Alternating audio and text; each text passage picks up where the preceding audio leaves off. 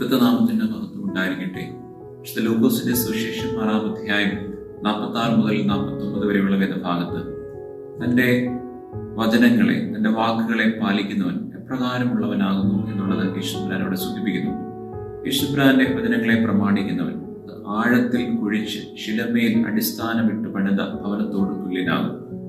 ജീവിതത്തിലെ പ്രയാസങ്ങളും പ്രതിസന്ധികളും നമ്മളെ ബാധിക്കുമ്പോൾ അത് യേശുബ്രാന്റെ വചനങ്ങളെ പാലിക്കുവാൻ, ജീവിതത്തിൽ മുറുകെ പിടിക്കുവാൻ, അതിനെ പിൻപറ്റുവാൻ, യഥാർത്ഥമായി പിൻപറ്റുവാൻ സാധ്യമാകുമ്പോൾ, പലതരത്തിലുള്ള പ്രയാസങ്ങളും പ്രതിസന്ധികളും ഉണ്ടാകുമ്പോൾ അതിനെ തരണം ചെയ്യുവാൻ തക്കവണ്ണം ശിലമയിൽ അടിസ്ഥാനമിട്ട് പണിത ഭവനം പോലെ നമുക്കും ഇടയായിത്തീരുന്നു. അതിന് ഈ പരിശുദ്ധമായ നോമ്പിന്റെ കാലയളവ് നമുക്കൊരു മുഖാന്തരമായി തീരട്ടെ ദൈവമായിട്ട് പ്രാർത്ഥിക്കുന്നു. ദൈവം തമ്പുരാൻ നമ്മളെ ഇവരെയും വാഴ്ത്തി അനുഗ്രഹിക്കുമാറാകട്ടെ.